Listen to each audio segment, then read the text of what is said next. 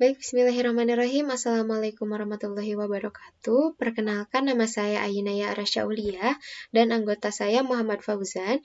Di sini kami akan memaparkan sedikit materi tentang mata kuliah mesin konversi energi. Baik, kita langsung saja ke materi yang pertama. Kita akan membahas tentang mesin bensin dan mesin diesel. Nah, kita akan membahas mesin bensin terlebih dahulu.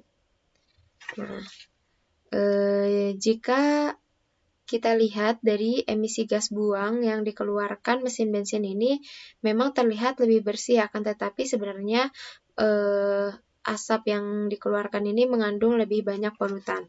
Akan tetapi dengan teknologi yang ada, tingkat polusi yang dihasilkan oleh mesin bensin bisa semakin ditekan, sehingga bisa semakin rendah. Nah, untuk selanjutnya dalam segi performa, mesin bensin ini memiliki kemampuan berputar yang lebih tinggi, sehingga bisa membuat mobil bermesin bensin ini melaju lebih cepat.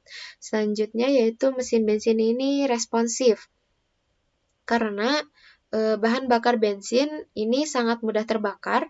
Dengan proses yang sangat cepat ini menghasilkan mesin yang responsif dan mudah akselerasi menjadi lebih cepat.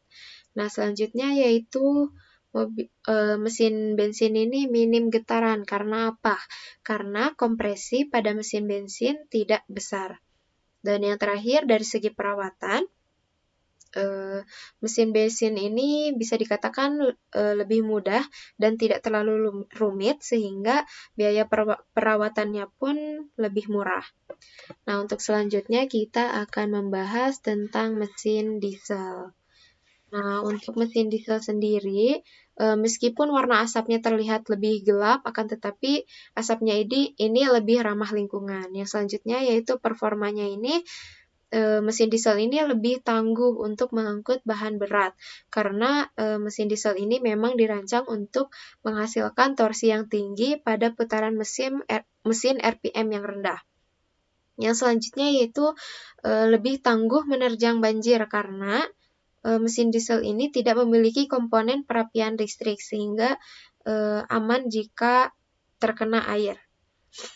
Nah, untuk selanjutnya, mesin diesel ini bisa dikatakan lebih irit, karena mesin diesel lebih efisien dalam mengolah bahan bakar menjadi tenaga. Dan yang terakhir, dari segi perawatannya, mesin diesel ini memang memerlukan perhatian yang ekstra karena karena dia itu memiliki teknologi yang lebih kompleks, sehingga tidak bisa sembarangan dalam perawatan komponen-komponennya. Baik, kita akan beralih ke materi kedua, yaitu tentang turbin gas dan turbin uap. Nah, bisa kita lihat di sini perbandingan antara turbin gas dan turbin uap.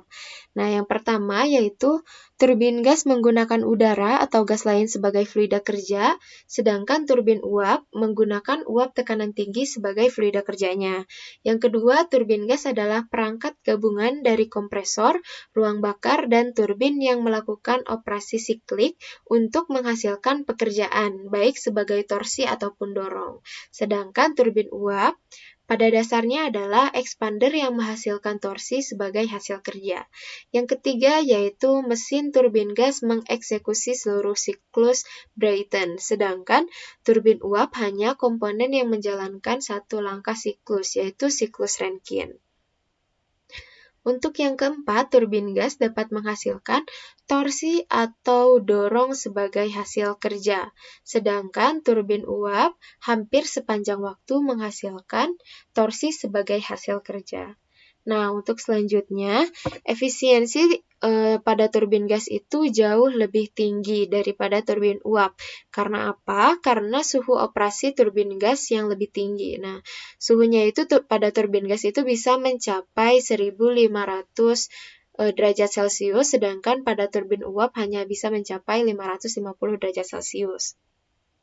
Nah, untuk selanjutnya, ruang yang dibutuhkan untuk turbin gas itu jauh lebih sedikit, sedangkan pada turbin uap membutuhkan boiler dan penukar panas yang harus dihubungkan secara eksternal untuk penambahan panasnya. Dan yang terakhir, turbin gas ini lebih fleksibel karena banyak bahan bakar yang dapat digunakan, yang harus diumpankan terus-menerus, tersedia di mana-mana karena bahan bakarnya itu udara. Yang mereka gunakan itu udara, sedangkan turbin uap di sisi lain membutuhkan sejumlah besar air untuk operasi dan cenderung menyebabkan masalah.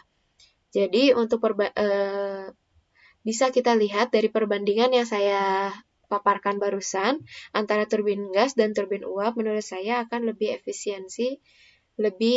efisien turbin gas untuk digunakan sebagai alat pembangkit listrik.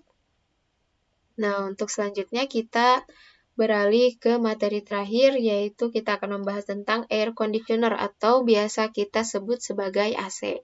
Nah, seperti kita tahu bahwa AC itu dapat digunakan sebagai pendingin ataupun pemanas ruangan. Nah, untuk sebagai contoh, saya akan mengambil kota Tokyo, Jepang. Nah, ini adalah bisa kita lihat ini adalah rata-rata suhu tertinggi dan terdingin di kota Tokyo. Nah, jadi garis biru ini menunjukkan suhu terendah dan garis merah ini menunjukkan suhu tertinggi atau terpanas, sedangkan garis yang putus-putus ini menunjukkan suhu rata-rata yang terjadi di kota Tokyo. Nah, dari tabel rata-rata suhu ini bisa kita lihat jika suhu terdingin yang terjadi di kota Tokyo itu terjadi pada bulan Januari dengan suhu terendah mencapai 3 derajat Celcius dan suhu tertinggi mencapai 9 derajat Celcius saja. Nah, jika kita lihat dari semua bulan ini, rata-rata yang terjadi di kota Tokyo itu suhunya dingin, yaitu di bawah 20 derajat Celcius. Dan hanya ada beberapa bulan saja yang di atas 20 derajat Celcius. Sehingga jika ditanyakan lebih efisiensi mana AC itu digunakan sebagai pendingin ruangan ataupun pemanas ruangan di kota Tokyo, maka saya akan menjawab menurut saya akan lebih efisien digunakan sebagai pemanas. Baik, sekian yang dapat saya sampaikan. Billahi taufiq wal hidayah. Wassalamualaikum warahmatullahi wabarakatuh.